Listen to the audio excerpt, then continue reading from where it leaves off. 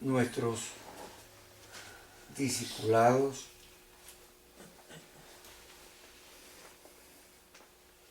que estamos haciendo desde 1974, cuando comenzamos a hacer la conferencia, con la intención de ir cambiando las emociones que hemos estado aprendiendo en el mundo. Emociones en las cuales hemos sido condicionados.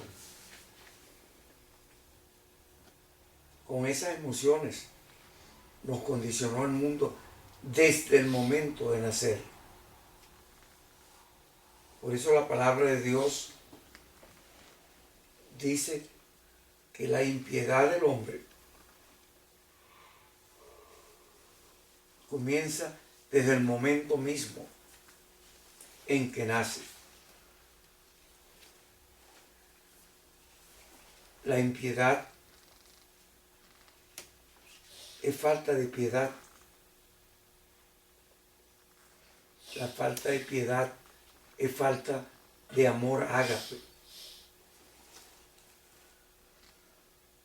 La falta de piedad es falta de misericordia.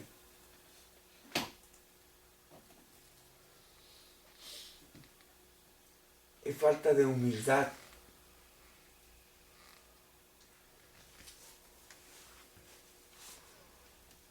Es perder la capacidad de perdonar.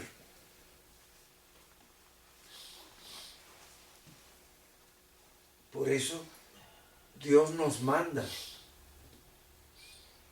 que no entremos en relaciones de yugo desiguales.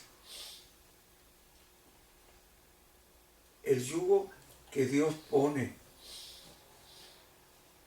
en sus hijos es el amor ágape. El amor ágape significa servirle a otro. No significa servirse con otro. Significa amar al otro, darle sin esperar nada. Por eso, cuando Dios viene al mundo, nos dice claramente que Él viene por los de su casa. Su casa significa el pueblo al cual Él pertenecía.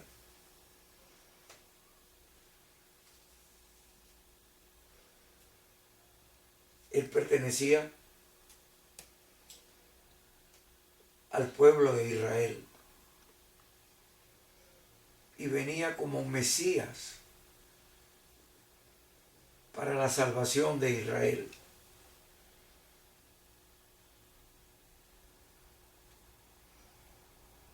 Y el mundo lo esperaba como que se iba a ser un guerrero, iba a libertar a su pueblo del yugo que lo esclavizaba, el yugo que esclavizaba al pueblo de Israel. En aquel tiempo lo conocíamos como el imperio del turno, el imperio romano. Pero el emperador romano permitía que hubiera un rey de los judíos y así era una forma de aplacar los ánimos. Cristo vino viniendo por lo de su pueblo. Y cuando habla así, entendemos que lo de su pueblo era el pueblo judío. Es una forma de verlo. Pero cuando nuestro Señor Jesucristo nos dice y nos deja dicho en su palabra, en el manual de instrucción,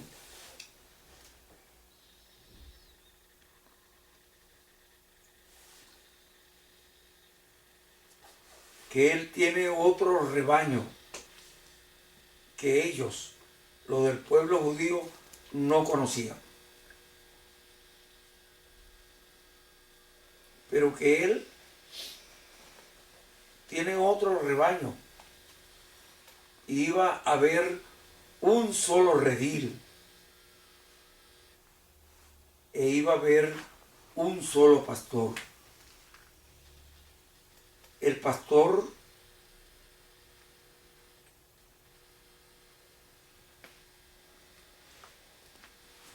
del pueblo judío no era solamente el pastor de los judíos, iba a ser el pastor del mundo entero. El mundo entero tenía que reconciliarse con Dios porque todos nos habíamos apartado. Y nos habíamos apartado cuando no seguíamos su dirección, que siempre fue de amor y de paz, de misericordia. Por eso, cuando nos dice que Él tiene otro rebaño que no conocíamos, se refería al pueblo de los gentiles, al pueblo a quien debieron haber llevado la palabra de Dios, haberla enseñado, para que todo el mundo viviera en función de la palabra de Dios.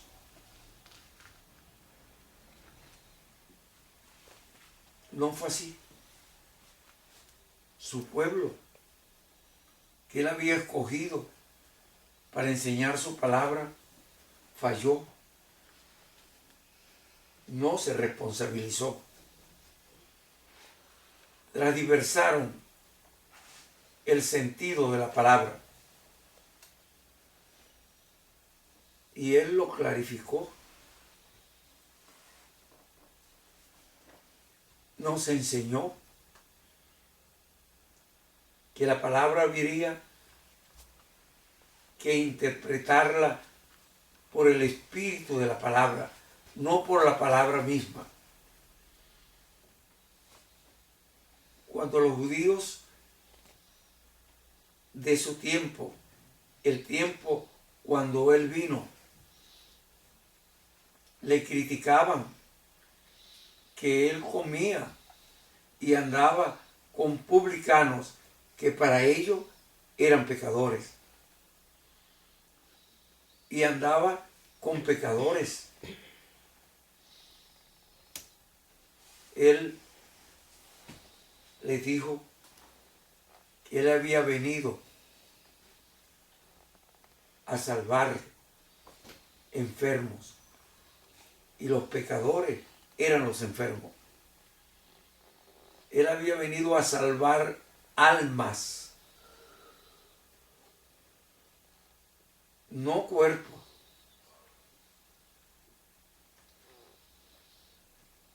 Y para salvar almas, la característica indispensable es el amor ágape. Para salvar almas, la característica indispensable es lo que se desprende del amor ágape: la misericordia, la benignidad, la piedad. Por eso la palabra de Dios nos advierte, nos clarifica que sin misericordia nadie verá a Dios. La palabra de Dios nos clarifica y perfecciona la ley dada a Moisés.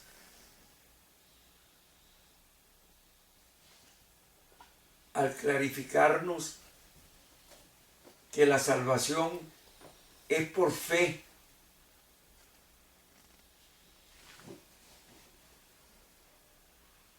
Es extraño. La salvación es por fe, no por obra, para que nadie se glorifique. Es por fe, no por obras, para que nadie se glorifique. Pero la palabra nos dice, ahí está el sentido.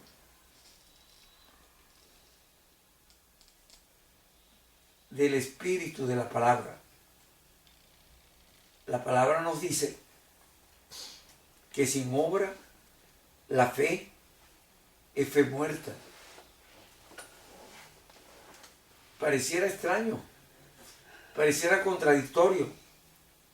No, la fe que Dios espera de nosotros, que somos sus hijos, en el vientre de nuestra madre. La fe que Él espera, la misericordia que Él espera, la obra que se deriva de la fe y de la misericordia, es el bendecir a los contrarios, a los opuestos, al enemigo. Tener misericordia por el que nos ofende.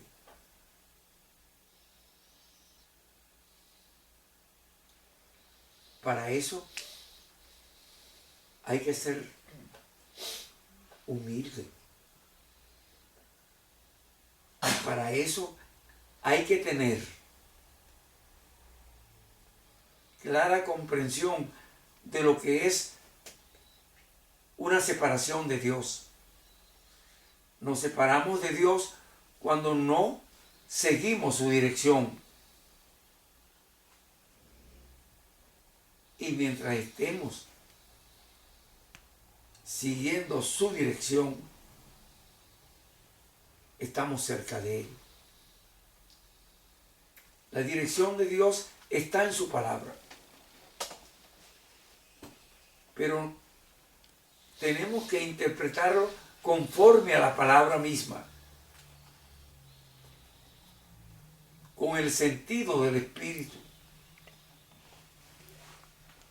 Si la interpretamos conforme a la palabra misma, pero con el sentido de la palabra,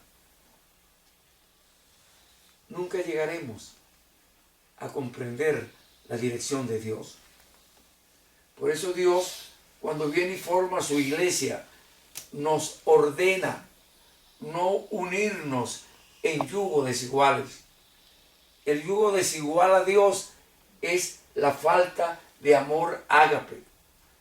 El yugo igual a Dios es el yugo del amor ágape. El amor ágape caracteriza a Dios porque es su esencia. Dios es amor. Por eso nos hizo a nosotros amor. Dios es espíritu. Por eso nos hizo a nosotros espíritu. Nos hizo a su imagen y semejanza. Es importante. En el Salmo 82, Dios nos los clarifica y nos dice de este modo: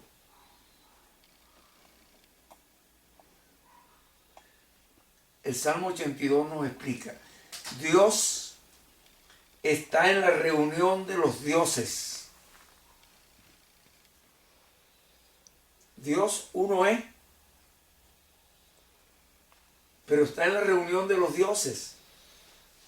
Interpretémoslos conforme al Espíritu, no conforme a la palabra. Y en medio de los dioses juzga. ¿Cómo va a juzgar en medio de los dioses si Dios uno es? Hay un solo Dios. Y nos dice la palabra que en esencia, trino y persona.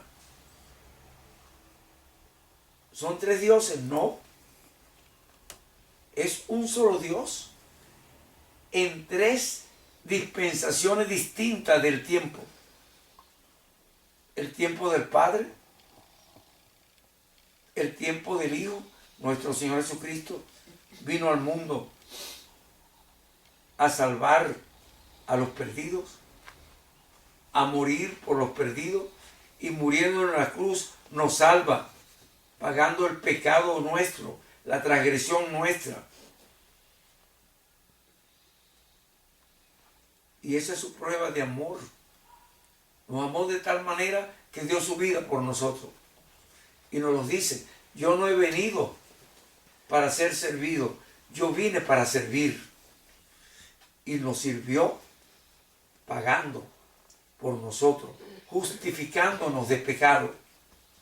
Ya el pecado no tiene poder sobre nosotros. Ya el pecado no tiene poder sobre nosotros.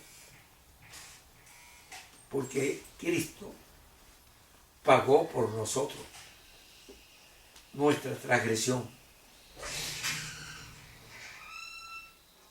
Y el Salmo 82 nos sigue diciendo en el versículo 2: en medio de los dioses juzga. ¿Hasta cuándo juzgaréis ustedes injustamente?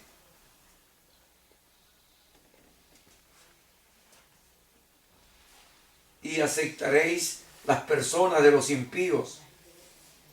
Defended al débil y al huérfano.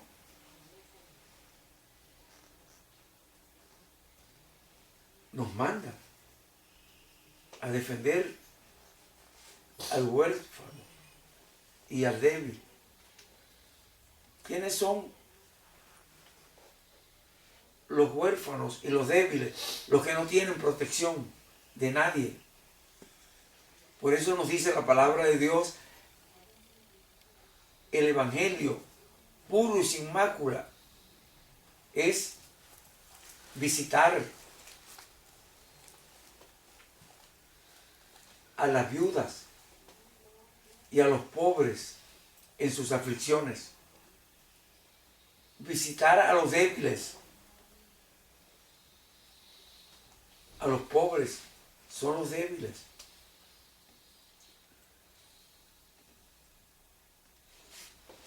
Son los que todos rechazan, y a Cristo le critica que Él es amigo de publicanos y pecadores. Los publicanos y los pecadores son los pobres. ¿Por qué son pobres? Porque no tienen el reino de Dios para ellos. Los pobres son aquellos que no tienen al reino de Dios. Y Él vino por los pobres. Y Él murió por los pobres. Y Él se hizo el rey de los pobres. Los pobres son los desamparados, que no tienen al reino de Dios. Miremos a nuestro alrededor. Observemos a nuestro alrededor. Veamos a los pobres. ¿A cuáles pobres vamos a ver? A los que no tienen el reino de Dios. A los que no van a heredar el reino de Dios. A ellos tenemos que amarlo y llevarle el evangelio de salvación. Dios nos formó a nosotros, los seres humanos, hijos de Dios, en el útero de nuestra madre.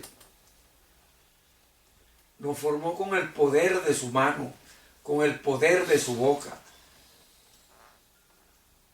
Cuando digo con el poder de su mano y el poder de su boca, Él acarició nuestro cuerpecito con sus manos y con sus labios. Los acarició, nos amó. ¿Cuál cuerpecito? El cuerpo que Él hizo a su imagen y semejanza. Él es espíritu, su cuerpo es un cuerpo espiritual. Él es amor, su esencia es amor. Y Él nos hizo a nosotros conforme a su esencia, a su amor. Nos hizo espíritu, nos hizo amor. Somos sus hijos. Sintámonos hijos de Él. Sintámonos con el poder de ser hijos de Él. Él dice aquí, en el versículo 3 del Salmo 82, defended al débil y al huérfano, haced justicia al afligido y al menesteroso, al que está afligido, triste, con miedo, con temor. A ellos hay que proteger. Librad al afligido y al necesitado. Libradlo de manos de los impíos.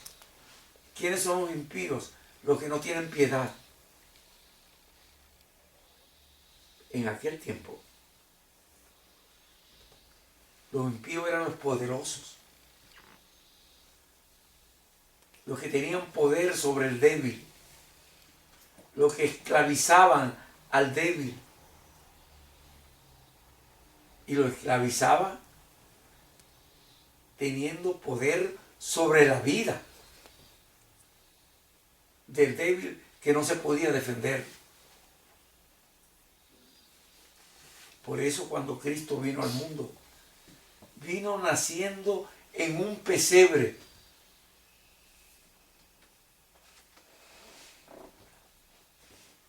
Donde comían los animales. Y los reyes magos que vinieron a rendirle honores comentaron en Jerusalén que venían siguiendo la estrella que alumbraba el camino a donde iban a ser el rey de reyes y señor de señores, el Mesías de Israel. Y Herodes le dijo que cuando lo encontraran vinieran a avisarle dónde estaba, para él irle a rendir pleitesía. Así lo dijo. En realidad, si venía el rey de reyes, si venía el Mesías, era el que lo iba a sustituir a él. Y quería que le enseñaran dónde estaba para ir a matarlo, para que no lo reemplazara. ¿Se está entendiendo?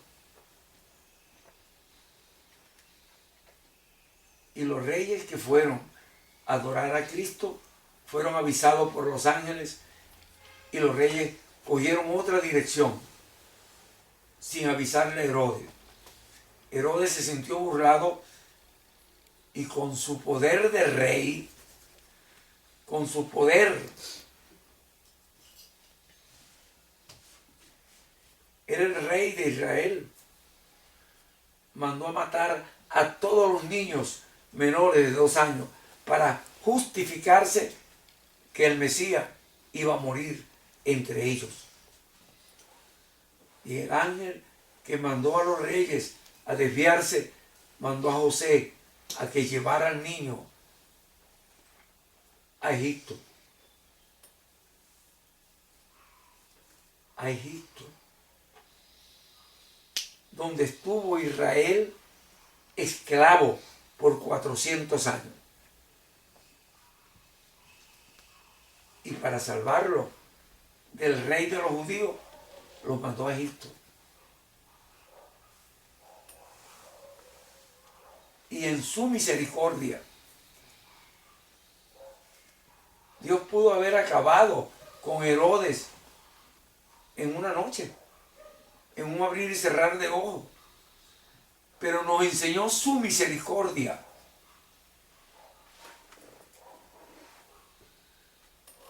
La misericordia es permitirle el tiempo para que se arrepintiera y perdonarlo si se arrepintiera. Si se arrepentía, lo iba a perdonar.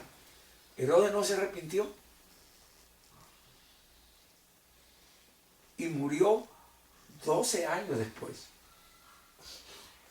Y esa es una fecha importante en la vida de nosotros, los hijos de Dios.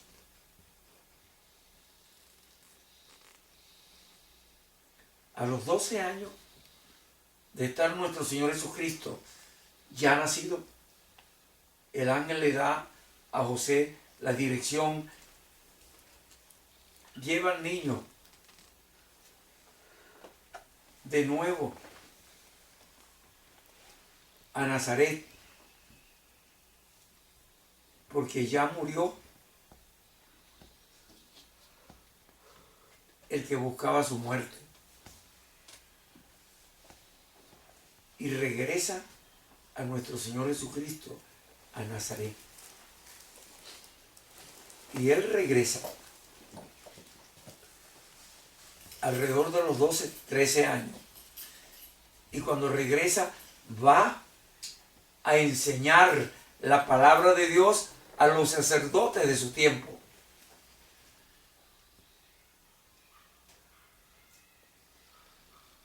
Y cuando lo buscan en la caravana donde andaba, no lo encuentran, regresan a buscarlo donde estaban antes y lo encuentran enseñando a los sacerdotes en el templo.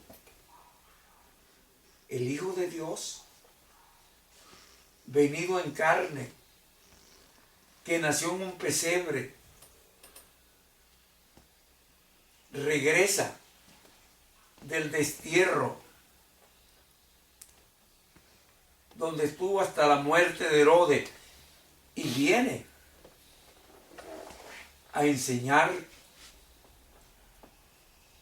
a los sacerdotes de aquel tiempo, a los expertos en la ley. Y ellos están maravillados con la enseñanza de Cristo. Y su mamá no comprende eso. Y va y le reclama: ¿por qué nos hace esto? Como si fuera un adolescente que transgredió la dirección del padre. Y él responde: tú sabes que en las cosas de mi padre yo tengo que estar enseñando la palabra de Dios. Yo decía en la conferencia pasada, hablando del capítulo 11 del Evangelio de Mateo, la pregunta que Juan el Bautista le hacía a Cristo. Pero aquí, leyendo el versículo 4 del Salmo 82,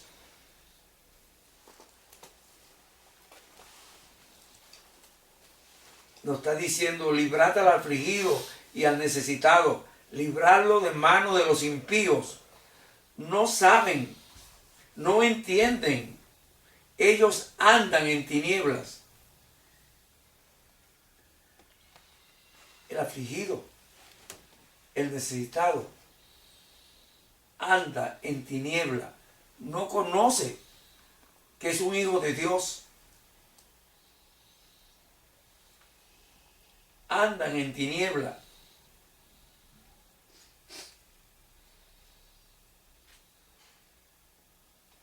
Y tiemblan de miedo.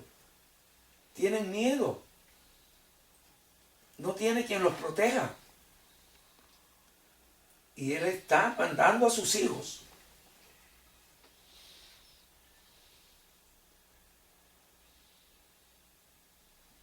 Entonces dice el versículo 16, yo dije, dice Dios, vosotros sois dioses.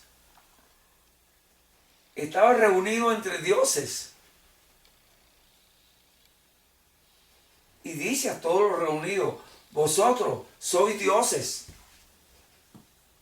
Y todos vosotros, hijos del Altísimo. ¿Entienden el sentido de eso? Somos hijos de Dios. Hijos de Dios.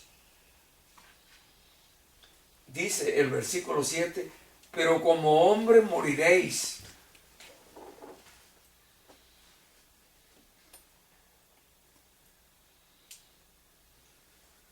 Y como cualquiera de los príncipes del mundo, caeréis. Eso del mundo se lo agregué yo en este momento. Porque se está refiriendo a los príncipes del mundo. Si somos hijos de Dios, somos príncipes. Pero como cualquiera de los príncipes del mundo, físicos, moriremos.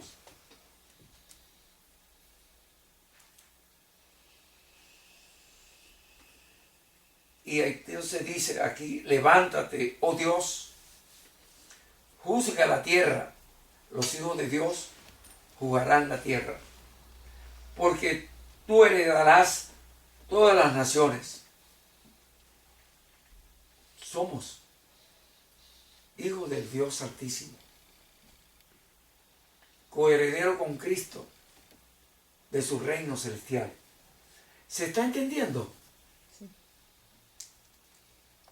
De eso tenemos que hacernos dueños.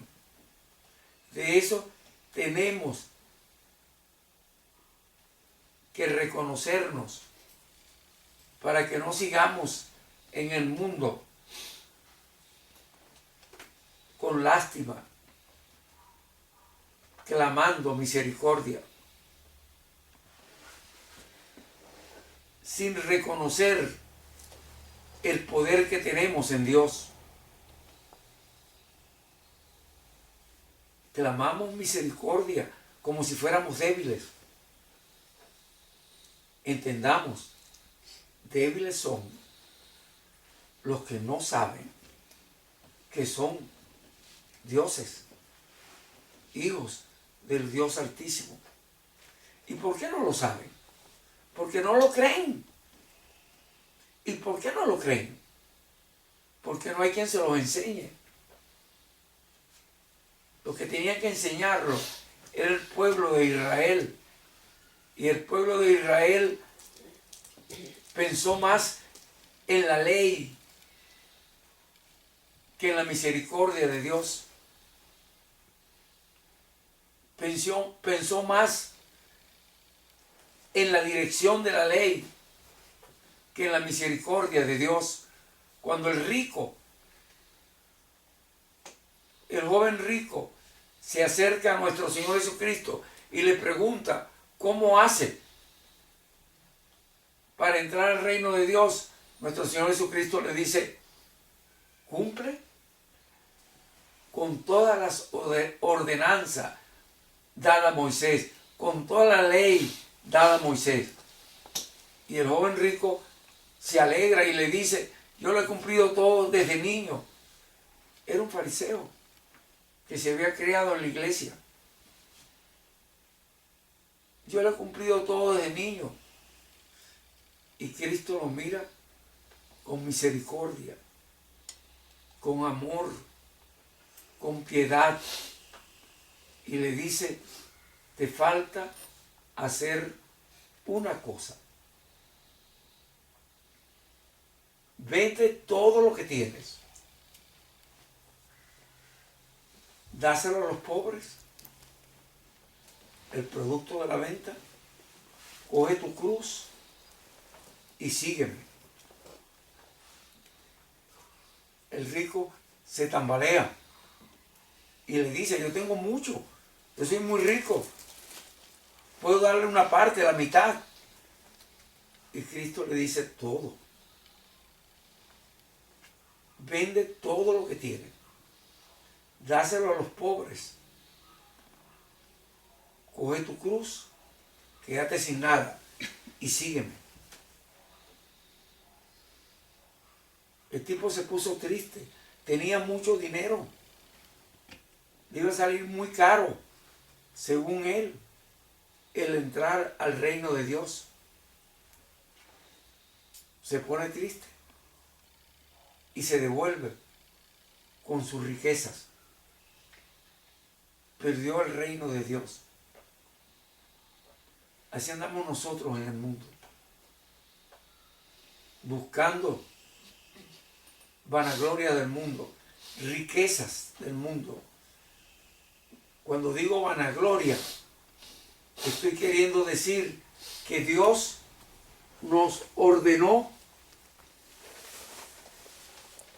que no viviéramos conforme al mundo. Y nos dijo que el que se hace amigo del mundo se hace enemigo de Dios.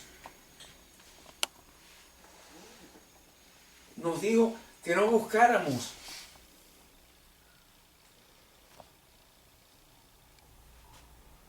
las vanaglorias del mundo, cuando le dice a Adán, de todo árbol que dé fruto puedes comer, pero del árbol que dé el fruto de la ciencia, del bien y del mal, no puedes comer, porque el día que de él coma, ciertamente morirás, porque va a vivir por la vanagloria del mundo, va a vivir para que el mundo lo vea bien.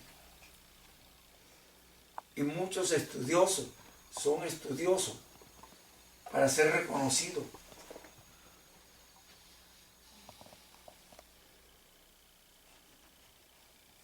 Con premios,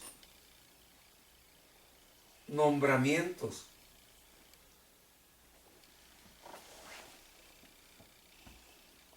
y jerarquías.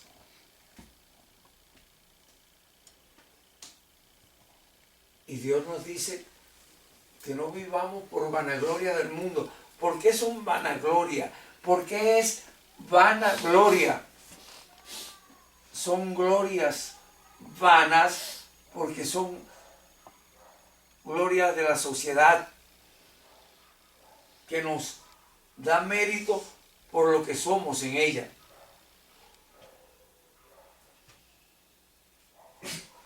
Por eso los fariseos tenían mérito. Los publicanos no tenían mérito. Aprendamos a tener misericordia por los que no tienen mérito, por los pobres del mundo.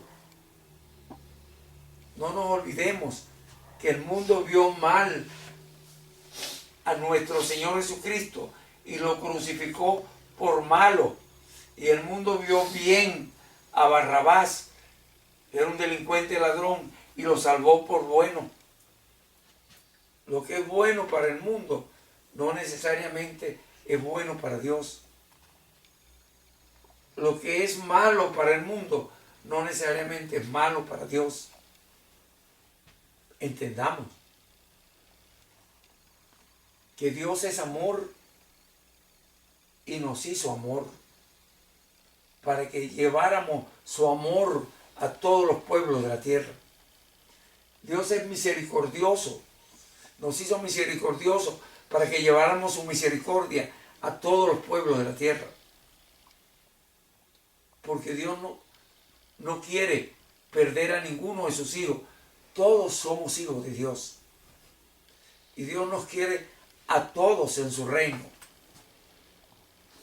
Enseñémosle a todos que son hijos de Dios y no pueden perder la coherencia que Dios nos da. Somos coherederos con Cristo de su reino. Somos coherederos del reino de Dios. Dice el Salmo 82, dioses sois. Y cuando estamos en el vientre de nuestra madre, Dios está tejiéndonos en el vientre de nuestra madre. Cuando Dios hizo a Adán del polvo de la tierra, hizo el muñeco del polvo de la tierra y sopló en su nariz. Y al soplar en su nariz le dio aliento de vida. Lo hizo del polvo de la tierra. Sopló en su nariz y le dio aliento de vida. Nosotros no. A nosotros nos hizo espíritu.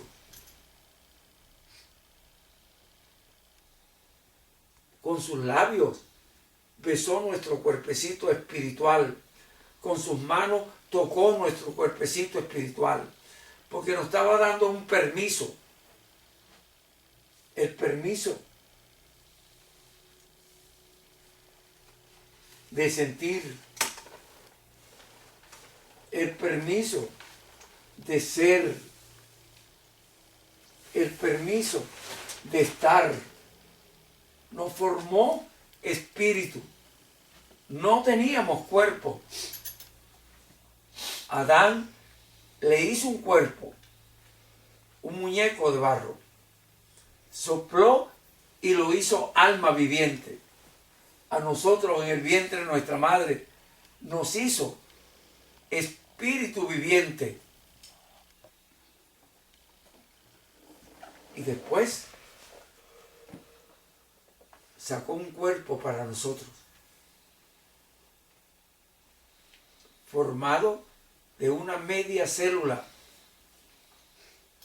un óvulo que puso la mujer, y una media célula, un espermatozoide que puso el hombre. Al unirse las dos medias células, forman una célula madre, y de esa célula madre va a salir un cuerpo de un embrión, donde nuestro espíritu va a penetrar y va a darle forma a ese cuerpo embrionario. Dios nos hizo a su imagen y semejanza. Él es espíritu, nos hizo espíritu. Él no tiene cuerpo de barro. Nosotros no teníamos cuerpo de barro. Él es amor, nos hizo amor. Nosotros somos amor. Y nos dio una misión. Y salvar a los perdidos. Los perdidos eran impíos, porque no habían conocido después de haber nacido la piedad, la misericordia y el amor de Dios. Por eso Él preparó el paraíso terrenal en un Edén donde lo había todo, para que sus hijos vivieran ahí. Sus hijos transgredieron y Él es justo y lo sacó. Al separarlo, entraron en muerte espiritual. Muerte espiritual es separación de Dios. Vida espiritual es cercanía a Dios. Dios nos quiere cercano a Él y nos dio dones espirituales para que pudiéramos vivir como Él, amando en un tiempo de vida que nos dio suficiente información en un don de ciencia para que pudiéramos compartir nuestros bienes materiales. ¿Cuáles son nuestros bienes materiales? La silla, el carro, el oro, la plata. Nuestros bienes materiales están representados por nuestro cuerpo físico. Nuestro cuerpo físico es nuestros bienes materiales. Usemos nuestro cuerpo físico como bien material para llevar el conocimiento de Dios a otros, para que otros sepan que son hijos de Dios.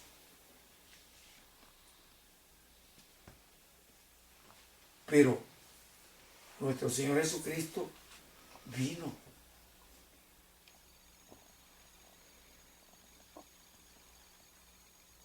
Y en el Evangelio de Mateo, en el capítulo 11,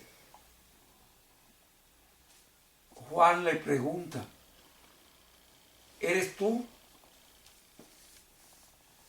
el que veníamos, el que estamos esperando, o tenemos que esperar a otro?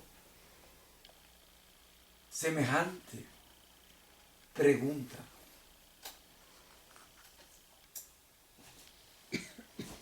Él bautizó a Cristo y cuando lo estaba bautizando vio una paloma que bajaba del cielo y se posaba en Cristo. Oyó una voz que descendió del cielo que decía, este es mi Hijo amado en quien tengo complacencia. Y Cristo estaba allí para que él lo bautizara. Y él le dice a Cristo, yo no soy digno de bautizar, no soy digno de bautizarte, yo no soy digno de desatar las trenzas de tus zapatos. Y Cristo le dice, es necesario que me bautice, es necesario que lo haga para que se cumplan las Escrituras. Las Escrituras que hablaban de Cristo.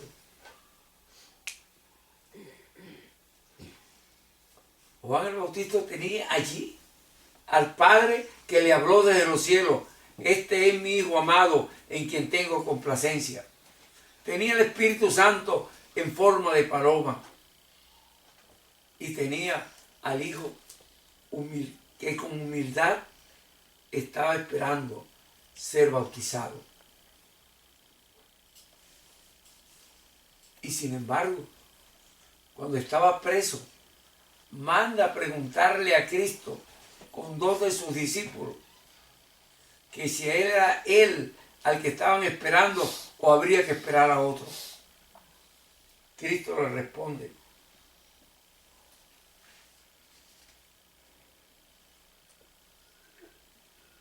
y decir a Juan,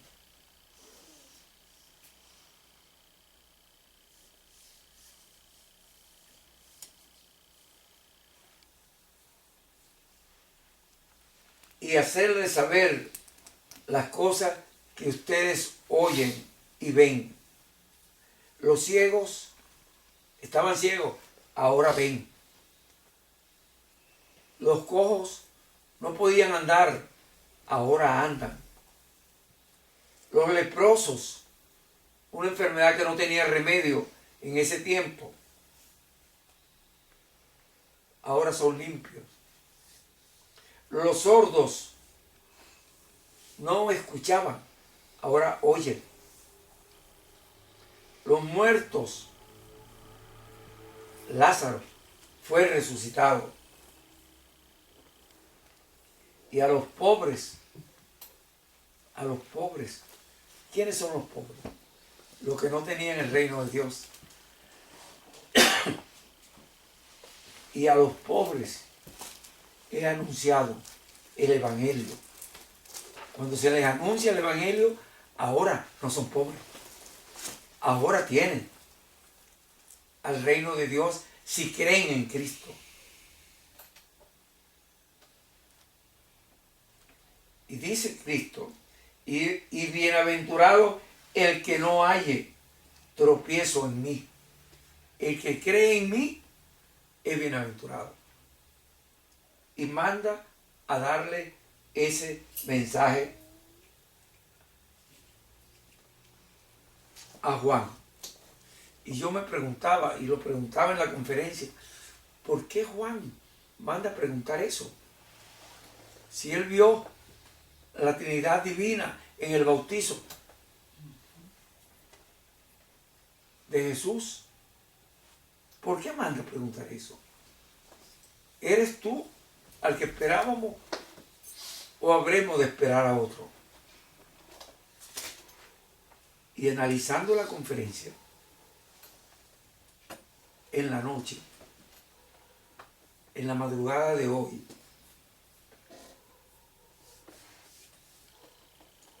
claro que teníamos que esperar a otro, pero no nos lo han enseñado los discípulos de Cristo. Pero no olvidemos que Juan era un profeta, el mayor de los profetas. Cristo habló de él diciendo, ¿qué saliste a ver en el desierto? A un hombre cubierto de vestidura delicada.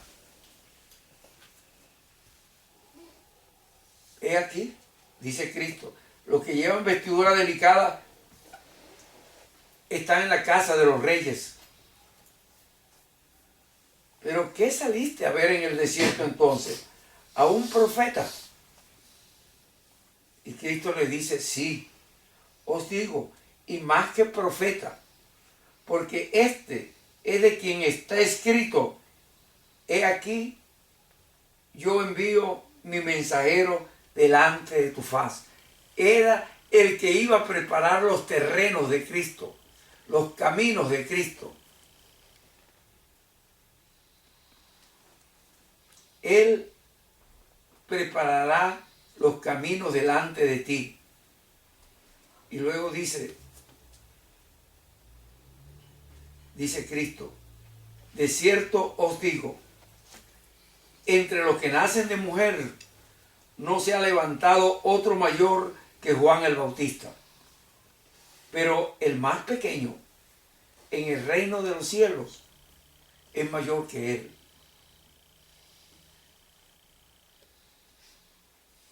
Esto es bien importante. ¿Por qué era mayor que él si era el mayor nacido de vientre de mujer? Porque no había entregado su vida todavía. Cuando su cuerpo muere, él tendrá en el reino de los cielos el puesto que le corresponde al mayor de los profetas. ¿Se está entendiendo? Y Cristo le dice a ellos que no ha nacido otro mayor. Y les dijo que Juan era aquel Elías que había de venir. Se lo dice así. Elías que había de venir. Y cuando yo escucho esto, me pongo a pensar en Elías, que fue arrebatado en un carro de fuego. Y pensé casi automáticamente en Enós, el hijo de Eva, de quien Eva dijo que Dios le había sustituido a Abel, al hijo que había matado. Caín. Señores, eso parece sencillo. ¿Cuántos Abel habrán muerto en manos de cuántos Caín? ¿O es que no nos damos cuenta que en el mundo se comen unos con otros? Que hay rabia y envidia por lo que el otro puede tener, como Caín por Abel. ¿Cuántos Abel han sido sacrificados por los Caínes que quieren tener más que Abel? Es que no podemos conformarnos.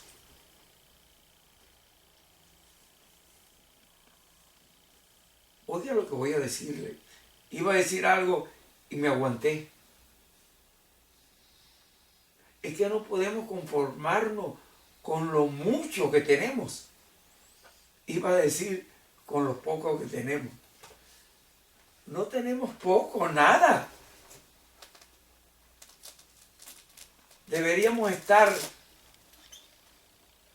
como Pablo, añorando el momento de partir de este cuerpo. Deberíamos estar añorando como Pedro el momento de salir de este mundo.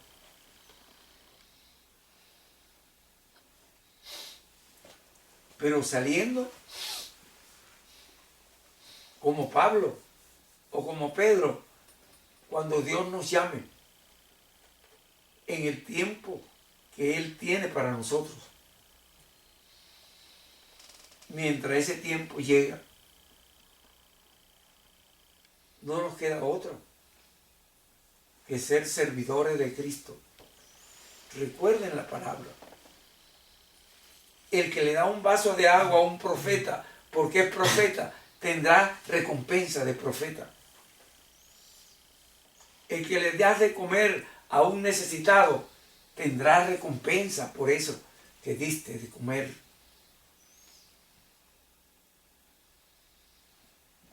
¿Qué necesita el otro?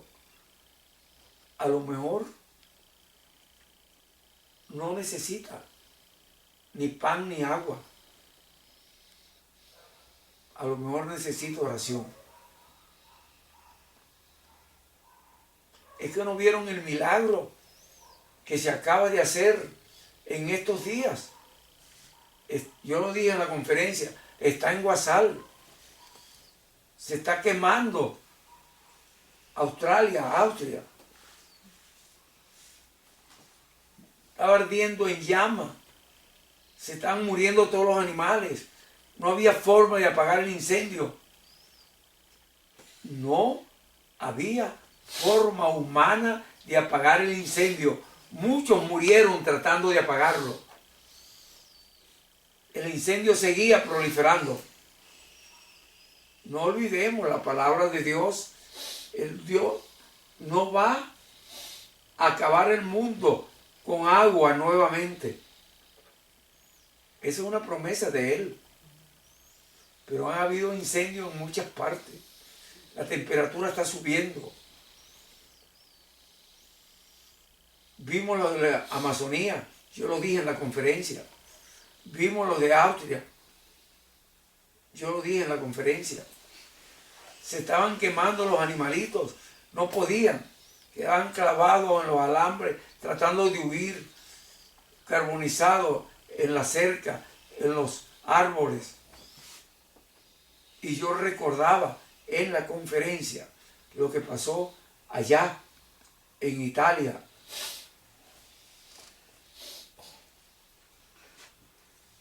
En el volcán que llenó toda una ciudad. Y todavía se recuerdan los últimos días de Pompeya. La gente quedó allí como estatua.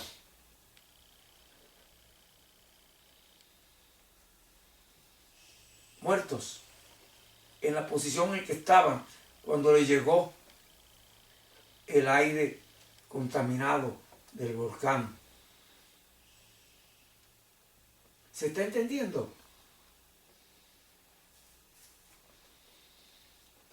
Yo le decía, oyendo la prédica de Dante, cuando hablaba de la tormenta perfecta, que era tan bárbara que desapareció un barco. Y él hablaba, porque era una tormenta, hablaba de viento y de corriente. Y yo decía, al oír la prédica de Dante, y yo llevando una conferencia, decía en la conferencia, no, Dante, no has visto la tormenta perfecta. La tormenta perfecta no es tan simple. Una tormenta de Dios perfecta que no va a acabar. Si ya estamos viendo cómo la mitad de los pueblos de Europa desconocen a Dios, cómo la mitad de las iglesias de los pueblos de Europa están siendo tomadas como casas comerciales, como el 51% de los habitantes de Europa o no creen en Dios o no lo conocen. 51%. 51%. Recordemos la palabra de Dios en ese tiempo final. Unos van a ser arrebatados con Dios y otros serán dejados. Habrán dos en una cama, uno será tomado y el otro dejado. Habrán dos en el patio, uno será tomado y el otro dejado. Habrán dos en la sala, uno será tomado y el otro dejado. El 50% se va a perder. ¿Se está entendiendo eso? Tremendo. Y Dios espera que llevemos el evangelio de salvación a todos los pueblos de la tierra. Evangelio de salvación es amor a los necesitados, a los que se están perdiendo. En la primera carta de Juan, en el capítulo 3, Dios nos muestra la perfección que hace de la ley. En el versículo 23 del capítulo 3 de la primera carta de Juan, Dios nos dice, este es su mandamiento, que creamos y aceptemos a nuestro Señor Jesucristo, a su Hijo venido en carne, y que nos amemos los unos a los otros como Él nos los ha enseñado. Cristo nos los enseñó muriendo por nosotros, justificándonos al morir en la cruz del Calvario. Y al morir en la cruz del Calvario, justificándonos a nosotros, pagando por nosotros.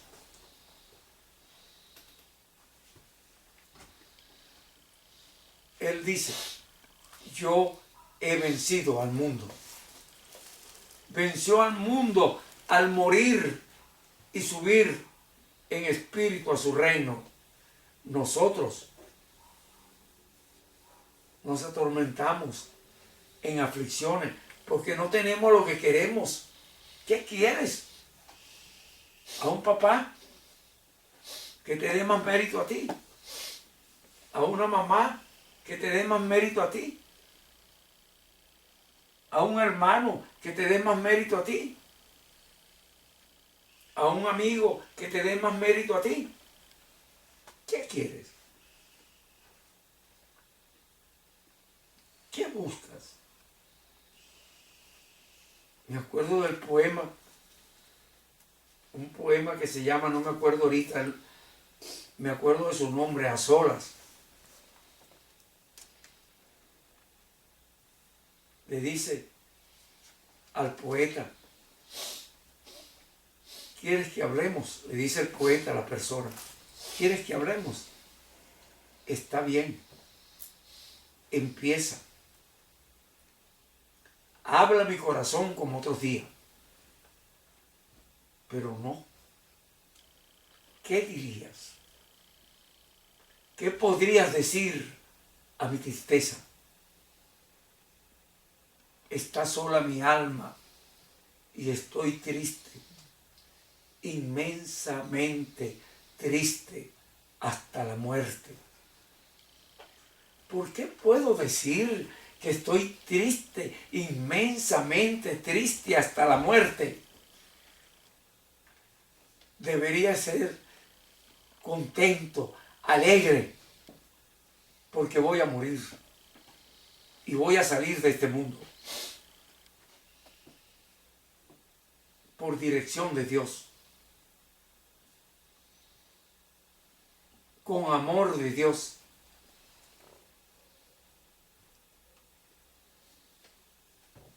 Triste hasta la muerte. Es que Cristo no nos dijo, en el mundo tendrán aflicciones, pero confiad en mí, yo he vencido al mundo. ¿Cuál es la aflicción que podamos tener?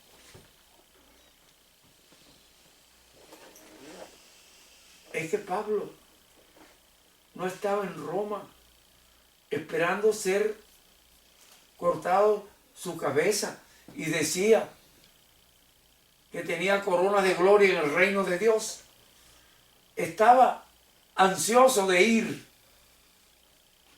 porque allá lo esperaban coronas de gloria en el reino de Dios. Es que Pedro no estaba en Roma, iba a huir de Roma con los otros cristianos para que no los mataran. Y Cristo le dice, espérate, está en el Evangelio, está en la historia de Pedro. Espérate, regresa, porque yo tengo que volver a ser crucificado. Iban a crucificar a Pedro en el nombre de Cristo, por ser cristiano. Y saben, eso no lo sabía porque lo leí en la Biblia, pero en la película enseñan, en la película de Pedro, enseñan que cuando murió,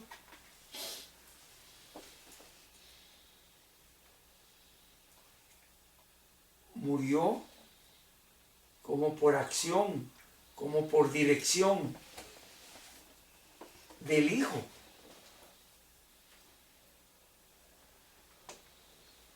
Del hombre que él no quería ir a predicarle el Evangelio. ¿Recuerdan el episodio de que a Pedro le ponen unos lienzos donde habían animales que Dios decía, no puedes comer esos animales? Y la voz de Dios le dice, poniéndole el lienzo por delante, mata y come. Y él se resistía. Le decía, no, Señor, por mi boca no ha entrado nada inmundo. Era judío. Y estaba siendo fariseo.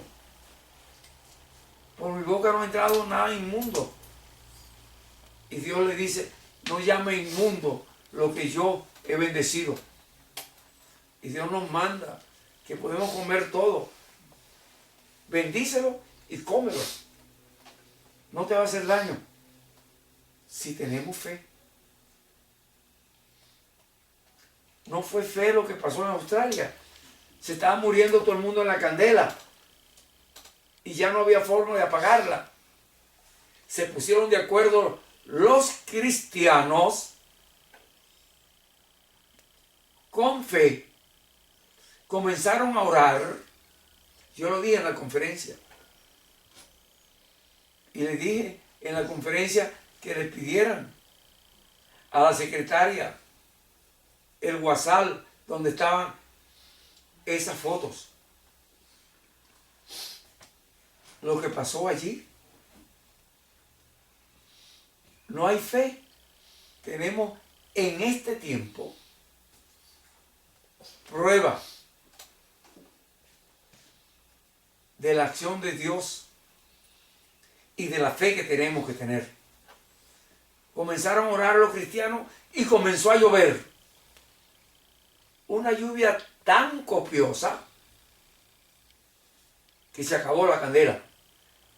Oye, estamos a 15 de enero del 2000. Estamos viendo eso. Y no entendemos la pregunta de Juan el Bautista. ¿Es él al que esperamos o tenemos que esperar a otro? Tenemos que esperar a otro.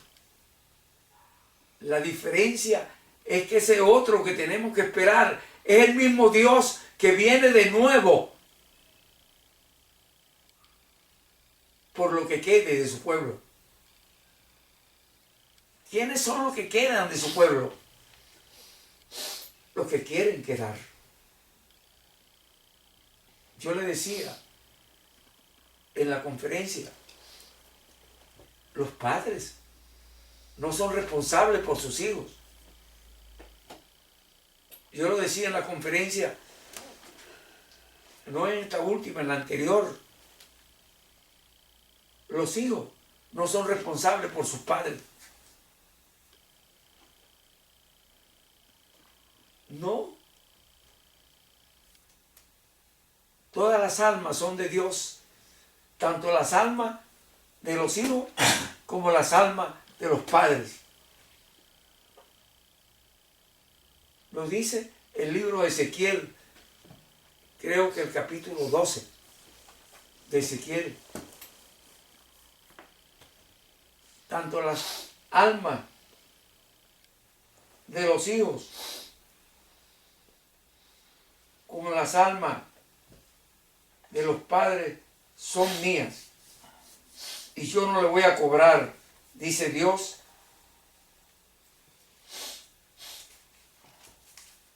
a los padres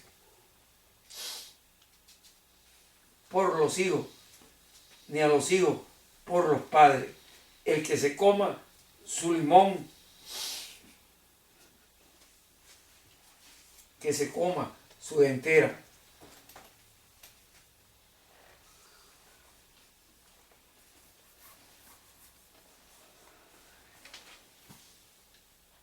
Es importante que podamos entender el tiempo en que estamos. ¿Será que tenemos que esperar a otro? ¿O estamos en espera del que ha de venir? Yo lo decía en la conferencia, tengo que orar por los que quieren esclavizar a Venezuela. Por los que han sacado a Dios de las iglesias en el norte de Europa. Tengo que orar por los que han sacado a Dios de las escuelas en el norte de América. Tengo que orar por los últimos 3 presidentes del norte de América que han demostrado una impiedad mayúscula, una falta de misericordia enorme, que se dan el lujo de asesinar personas en el nombre de la libertad. Asesinar personas en el nombre de la misericordia. Asesinar personas en el nombre de la piedad.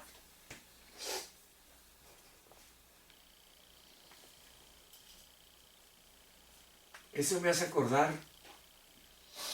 cómo los cruzados salían a llevar el evangelio de Dios matando gente. Las cruzadas, matando en el nombre de Dios, cuando Dios dice no matarás. Los cruzados matando en el nombre de Dios, cuando Dios manda tener misericordia y amor. Señores,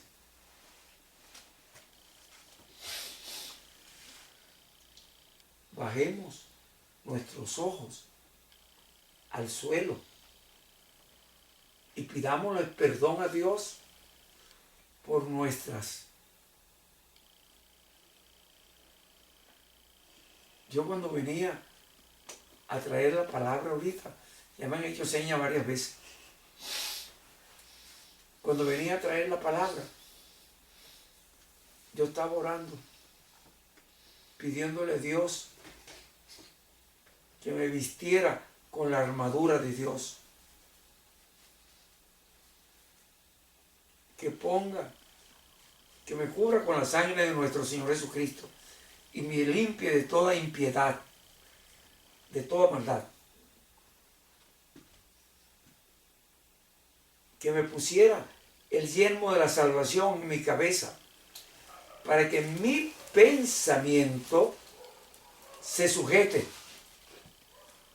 a la voluntad de nuestro Señor Jesucristo. Que sea su voluntad en mi mente, no mi pensamiento en mi mente. Si su voluntad está en mi mente,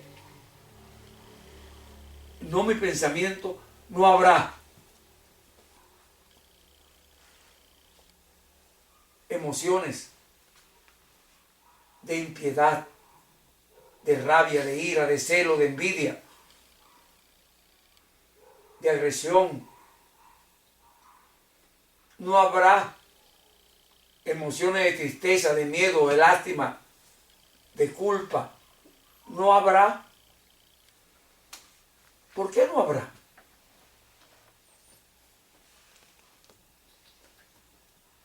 Porque si mi pensamiento está sujeto a la voluntad de nuestro Señor Jesucristo, la voluntad de nuestro Señor Jesucristo es que lo amemos a Él y amemos los unos a los otros.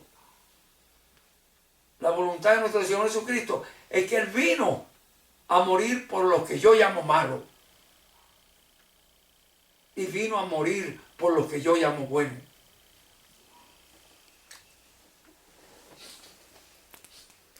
Si el que yo llamo malo no cambia ante Cristo no cambia. Si yo al que llamo bueno cambia ante Cristo cambia. Es Cristo el juez. No puedo ser yo. ¿Está claro eso? Y al no poder ser yo el juez, estoy salvándome. Oiga lo que acabo de decir, estoy salvándome de una idolatría. Lo veíamos ayer en el grupo. Al no ser yo el juez, me estoy salvando de una idolatría.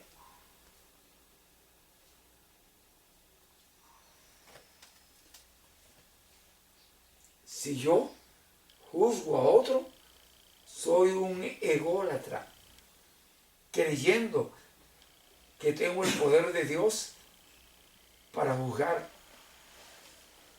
Eso es de Dios.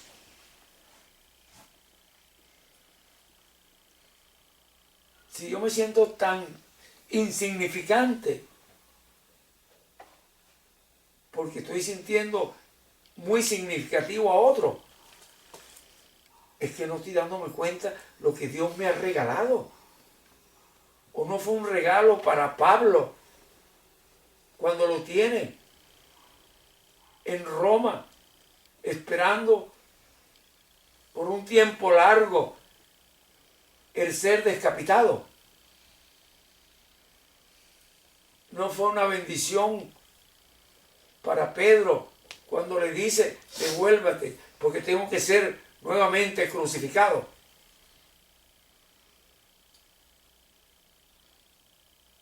¿Y nosotros? ¿Quiénes somos? Somos más que Esteban, que cuando estaba siendo apedrado, le dice a Dios, mirando el cielo abierto, Señor, no le tomes en cuenta este pecado. ¿Por qué no puedo ser como Pablo? Que cuando Cristo lo tumba del caballo y lo enceguece con esa luz brillante, él en el suelo oye la voz de Cristo que le dice, Pablo, ¿por qué me persigues? Y Pablo le dice, ¿quién eres, Señor? Yo soy Jesús al que tú persigues.